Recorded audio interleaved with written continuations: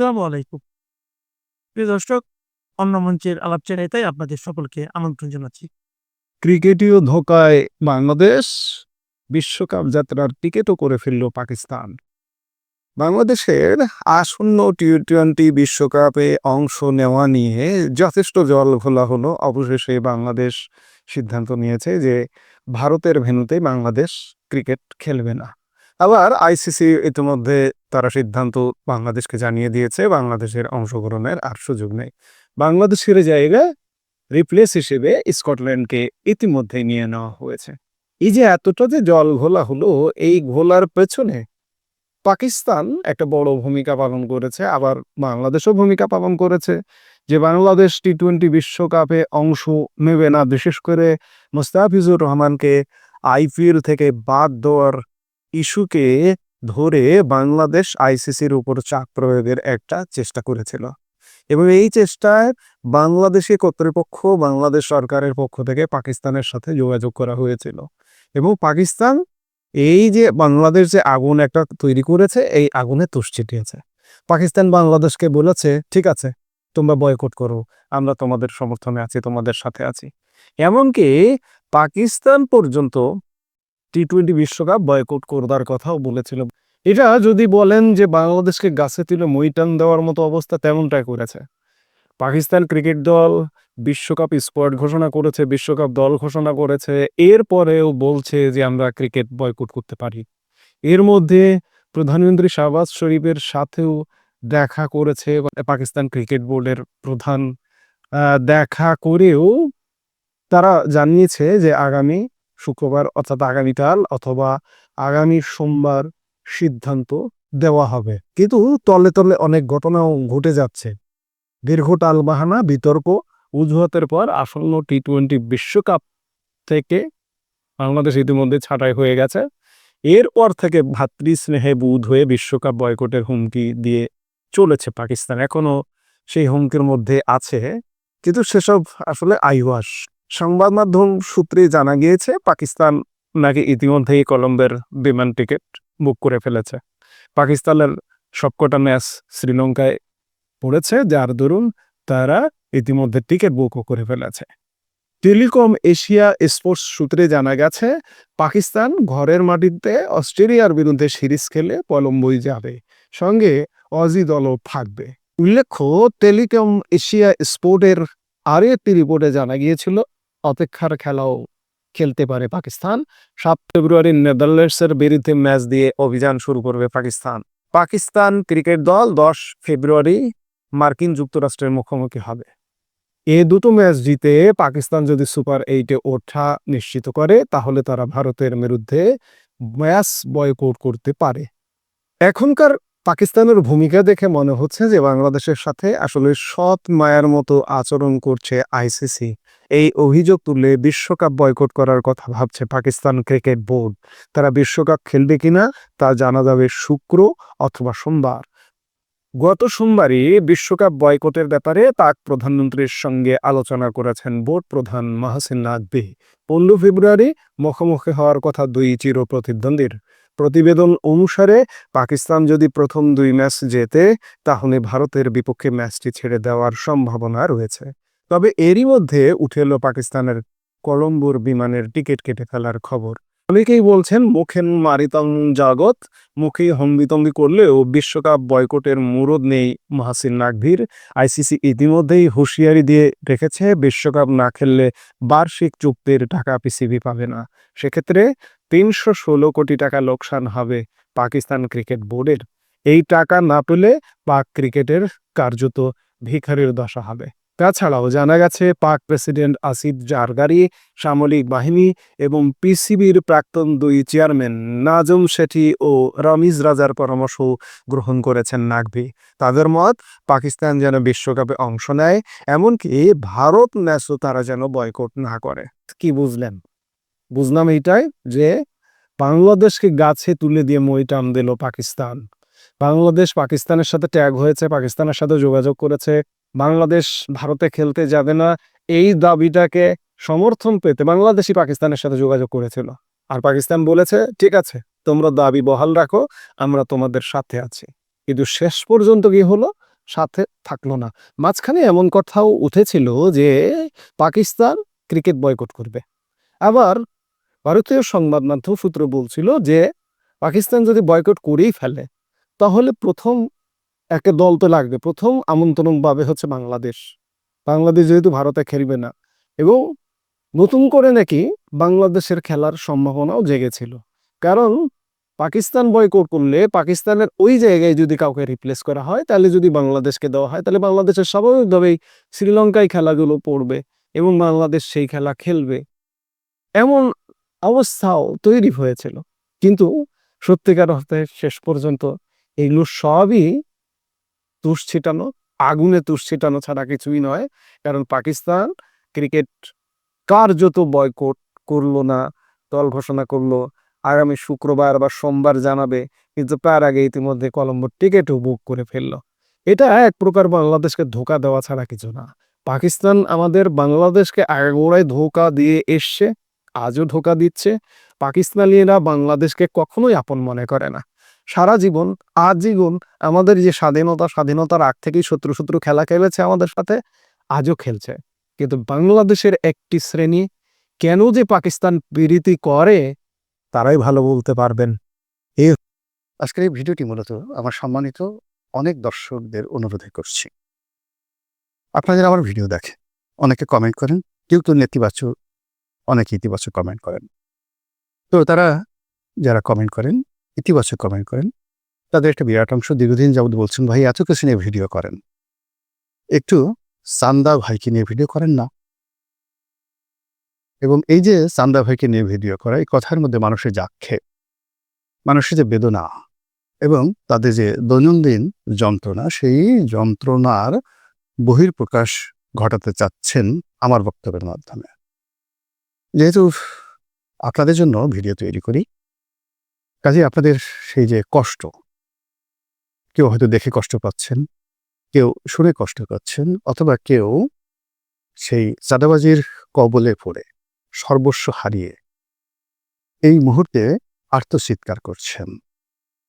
এবং সেই চাঁদাবাজরা যখন এই নির্বাচনের মুহূর্তে লম্ফঝম্প করছে, চাঁদাবাজরা চাঁদাবাজি বন্ধ করার জন্য আশ্বাস দিচ্ছে।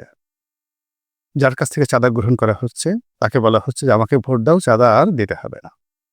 এইরকম যে একটা পরিবেশ এবং পরিস্থিতি চলছে, সেই ক্ষেত্রে চান্দা ভাই বা চাঁদাবাজদেরকে নিয়ে একটি ভিডিও বানানোর জন্য অনেকে অনুরোধ করেছেন। আপনারা জানেন যে আমাদের গণমাধ্যম বলতে এই মুহূর্তে যা বোঝায়, গণমাধ্যমের উপর সামাজিক মাধ্যম এখন যে রাজত্ব করছে, সেই রাজত্বের ধারাবাহিকতায় ফেসবুক, ইউটিউব এই দুটো গণমাধ্যমের চাইতে বহুগুণ শক্তিশালী।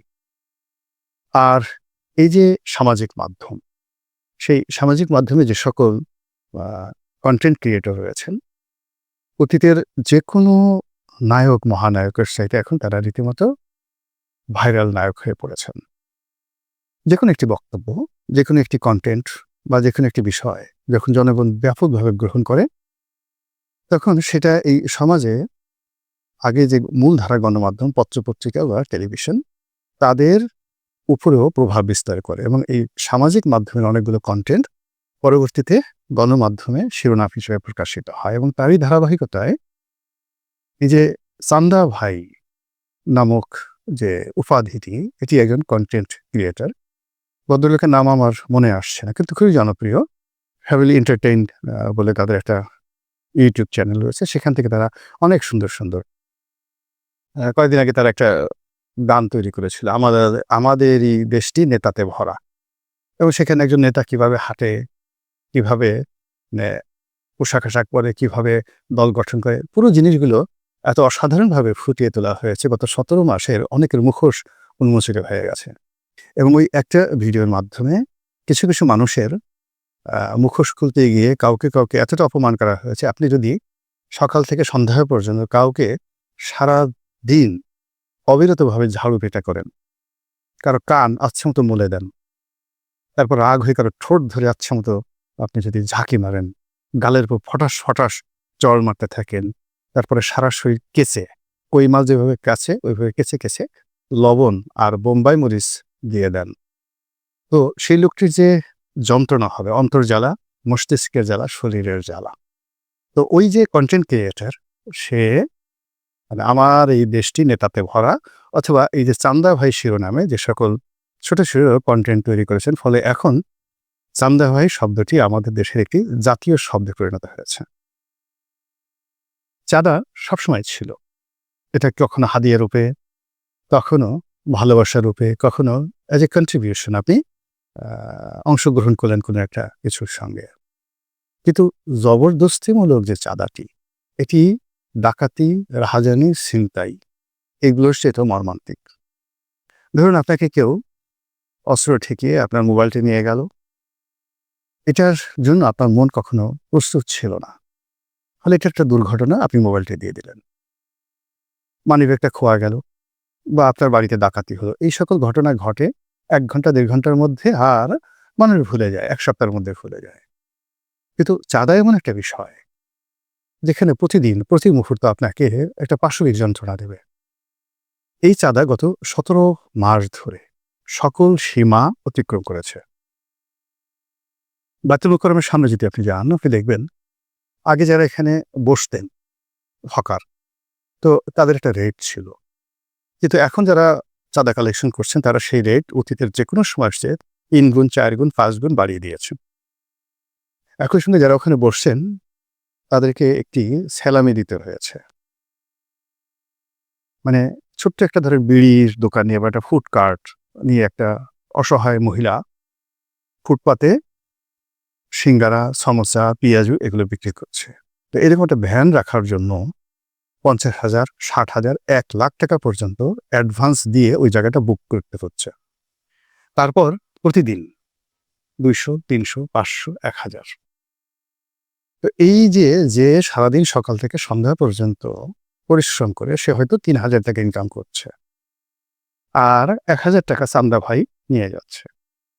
এবং সেই চান্দা ভাইয়ের আবার একটা সার্কেল আছে, ছোট চান্দা, বড় চান্দা, মাঝারি চান্দা এবং মহাচান্দা। মহাচান্দা মানে আকাশের তারকা। এই চাঁদার টাকা কোথায় চলে যায় এবং কিভাবে ভাগ বাটোয়ারা হয়, সে ব্যাপারে চরমোনাই পীর সাহেব যে গালিটি দিয়েছেন, স্লোগানের নামে যে গালিটি দিয়েছেন আজ থেকে 8-9 মাস আগে, এটি সারা বাংলাদেশের সবচেয়ে ভাইরাল গালি এবং ভাইরাল স্লোগান। চাঁদা করে ধ্যাসে, চাঁদা যায় ধ্যাসে। মানে ওই যে 1, 2, 3, 4 বা টিনের চালের কাওয়া, এই জিনিসগুলোর মাধ্যমে যতটা না কাউকে অপমান করা হয় তার চেয়ে বেশি অপমান করা হয়েছে এই চরমোনাই পীর সাহেবের একটি বক্তব্য দ্বারা। এখন এই যে চান্দা বা চাঁদা যারা কালেক্ট করছে, এদের তাণ্ডব কোন পর্যায়ে চলছে এবং এই কাজে মানে কতটা নির্মমতা, জাস্ট একটা ছোট্ট উদাহরণ দেই। আমার নির্বাচনী এলাকা গলাচিপা। তো নির্বাচনী এলাকা গলাচিপাতে দীর্ঘদিন ধরে ধরেন কেউ হয়তো একটা হাটের ডাক নিচ্ছিল, মাঠের ডাক ছিল, নদীর ইজারা ছিল, জলমহলের ইজারা ছিল, তারপর বিআইডব্লিউটি এর বা টিসির ঘাট ছিল, বিআইডব্লিউটি এর ঘাট ছিল। এগুলো আওয়ামী লীগ জমানাতে আওয়ামী লীগের লোকজন খাচ্ছিল। এই পট পরিবর্তনের পর সঙ্গে সঙ্গে সেই জায়গাগুলো উইদিন 24 ঘন্টার মধ্যে নতুন চান্দা ভাই যারা আছেন তারা এই জায়গাগুলো দখল করে ফেলল। যে এলাকাতে একক চান্দা ভাই আছে সেখানে একরকম নিয়ম, আর যে এলাকাতে 2-3 জন চান্দা ভাই, মানে 2-3 জন যারা প্রভাবশালী লোক, তারা প্রথমত একে অপরের সাথে মারামারি করলো এবং ওই যে আওয়ামী লীগের যে সকল ইজারাদার ছিল তাদেরকে বহাল রেখে তাদের কাছ থেকে চাঁদা কালেকশন করা শুরু করলো। তো আপনারা জানেন যে এই ধরনের কাজকর্ম করার জন্য সরকারি যারা দুর্নীতিবাজ তাদেরকে ঘুষ দিতে হয়, তারপর রাজনৈতিক যারা টাউট বাটপা তাদেরকে ঘুষ দিতে হয়, এবং নিজের ক্যাডার মেনটেন করার জন্য একটা খরচ আছে। ফলে যে কোনো সরকারি কাজ, সেটা কন্ট্রাক্টরই হোক, ইজারাদার হোক, এখানে অলমোস্ট 50-50, মানে যা কালেকশন করা হয় তার 50% এই চাঁদাবাজিতে চলে যায়। সেই চাঁদাবাজিটা এই জমানাতে এসে 80% হয়ে গেছে। অর্থাৎ সরকারি ফান্ডে সর্বোচ্চ 10% জমা হচ্ছে, আর যিনি ইজারাদার তিনি 10% রাখতে পারছেন, আর বাকি 80% চান্দা ভাইরা খেয়ে ফেলছে। আমি আমার নিজের এলাকাতে একেবারে তথ্য প্রমাণ সহ দিতে পারি। এবং সবচেয়ে অবাক করার ব্যাপার হলো যে এখানে নির্মমভাবে অনেকে সেনাবাহিনীকে পর্যন্ত ব্যবহার করেছে। সেনাবাহিনী কোথাও চাঁদাবাজি বন্ধ করতে পারেনি। সেনাবাহিনী কোথাও একজন অসহায়কে আশ্রয় দিতে পারেনি। কিন্তু কোনো কোনো জায়গাতে সেনা কর্মকর্তারা এই চাঁদাবাজদের পক্ষে দাঁড়িয়ে নতুন চাঁদার রেট নির্ধারণ করেছে এবং পুরনো চাঁদাবাজদেরকে তারা তাড়িয়ে দিয়েছে। এবং এর ফলে কি হলো, ভোটের মাঠ জমছে না। আর যখনই কেউ চাঁদা ভাই নিয়ে কথা বলছে, চাঁদার বিরুদ্ধে কথা বলছে, লোকজন লুফে দিচ্ছে। মানুষের হৃদয় যাকে বলা হয় মানে নৃত্য করছে যখন চাঁদার বিরুদ্ধে কেউ কথা বলছে, দুর্নীতির বিরুদ্ধে কেউ কথা বলছে, অন্যায়ের বিরুদ্ধে যখন কথা বলছে। এটা হলো এক পক্ষ। আবার চাঁদাবাজদের মধ্যে যারা অলনে ছাড়েন, হঠাৎ করে এই নির্বাচনের মুহূর্তে এসে ভণ্ড হওয়ার চেষ্টা করছেন, ভরিতা করার চেষ্টা করছেন, নাটক করার চেষ্টা করছেন, তাদেরকে দেখে মানুষের যে রাগ কি পর্যায়ে চলে এসেছে, এটি 12 তারিখে যদি নির্বাচন হয় সেই নির্বাচনের ব্যালটে দেখা যাবে। এবং এইবারও মনে হচ্ছে যে নির্বাচনের ফলাফলে চাঁদা, দুর্নীতি, অনিয়ম এটি হবে একজন ভোটারের ভোট দেওয়ার ক্ষেত্রে, না দেওয়ার ক্ষেত্রে প্রথম যাকে বলা হয় শর্ত। কোনো অবস্থাতেই আপনারা লিখে রাখেন যে যদি ভোট ডাকাতি করা না হয়, ব্যালট বক্সে ছিনতাই করা না হয় এবং প্রশাসনের মাধ্যমে ফল কারসাজি করে নিজেদের পক্ষে রায় না নেওয়া হয়, যদি জনগণকে ভোট দেওয়ার সুযোগ দেওয়া হয়, ইভেন যদি জনগণ মাত্র 5 জন জনগণও আসে, একজন সিঙ্গেল জনগণ, সাধারণ আমজনতা দলের ক্যাডার ছাড়া চাঁদাবাজদের পক্ষে রায় দেবে না। কাজেই চাঁদা ভাইদের ভবিষ্যৎ ফকফকে নয়, ঘুটঘুটে